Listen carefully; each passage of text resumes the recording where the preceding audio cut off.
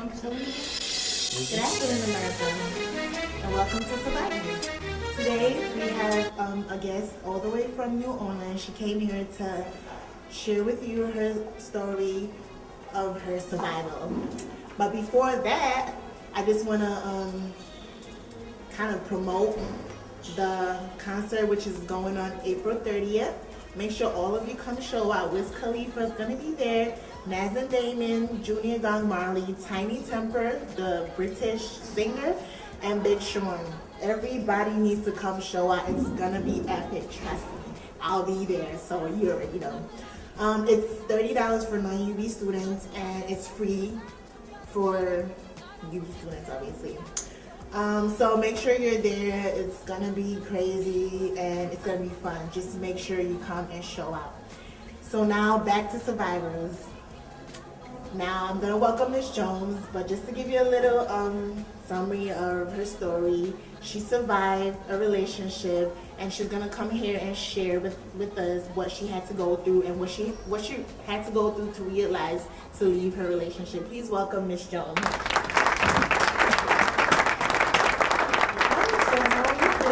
Nice to see you. I'm glad to have you here. I'm glad to be You're here. looking real good. You too. Please have a seat. Thank you. So, Ms. Jones, would you like to share with America exactly what happened and how it started? Yeah, well, I was married to my husband for about 5 years, and the first time it happened, he had promised that it wasn't going to happen again. Well, the first time, what happened? The first time he hit me, Okay. and he promised that it would never happen again. And over the years, it kept happening more and more, more frequently. And I couldn't leave him. I couldn't even talk to anybody about it. Not friends or family. And I had to stay with him because we have 2 children.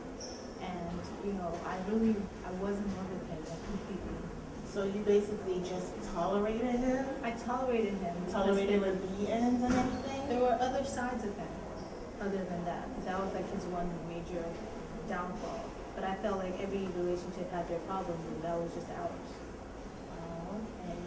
And did you think you had any type of problems, like anger problems or anything? Did you ever talk to him about going to anger? I mean, every time I tried, I just ended up getting hit again. So I just let it slide and just try to be on his good side all the time.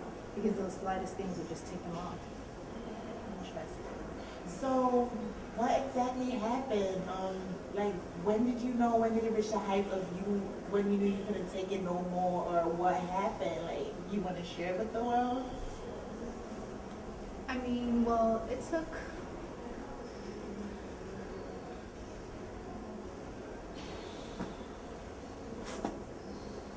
It took the death of my mother for me to realize that I had to leave him, and before he got to me or my children. And what happened was that my mother came to visit us in the summer, a surprise visit, and I didn't know. And a week before, he had hit me like a really bad, and I had a huge scar on my face. And at the time, I didn't know she was coming, so I couldn't even hide it. And she asked me what happened, and I was telling her things like I fell down the stairs and I hit my face with the door, and she just wasn't buying it. So she went and she tried to confront him, and I don't know what happened next. All I know is that I was in the kitchen, and he just came raging in, and she just shot twice, and my mother's on the floor, and everything else was just like a big blow. And what is this I'm hearing about you getting shot in the eyes, something like that? Yeah. How did this happen? Did he intentionally need to shoot you? I honestly don't know, and even till now I still doubt it. I still feel like he had a little bit of love for me, and he wouldn't try to kill me. But I was in between him and my mother, and he shot me and on the eye, and now I'm partially blind. I can't see through my left eye, and I have to wear these shades because I'm not light sensitive. Are you serious? And how long is this gonna be for? Is this a I permanent mean, thing? as of right now, it is permanent, but I'm hoping that sometime in the future, maybe there will be something we can do about it. But as of right now, this is how it's gonna be. I'm really sorry to hear this. Yeah. And how long has this been since the incident? It's been about 3 years.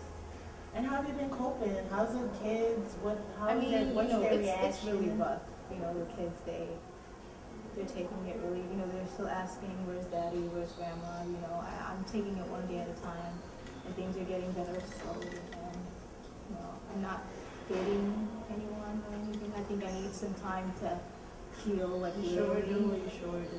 Yeah. You sure do. And where is he right now? He's serving life imprisonment right now, and, I only feel like that's fair. That's what he deserves. Yes, anybody to do such a thing would deserve such punishment, because that's really outrageous. Like, you must need some type of help, and I hope he gets it, you know?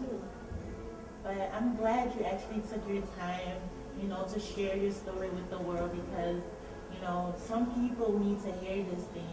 Do you have any message? Would you like to tell America anything? Anybody going through the same similar situation? Yeah, I do. I would just like to tell anyone who's going through the same situation that if he hits you once, no matter if he's your boyfriend or your husband, he is going to hit you again, most probably. And there's no love is like that. That's not what love is about, So it's better you leave before you hurt yourself or you hurt anyone else, So if you're in an abusive relationship, you need to speak up and talk to someone about it.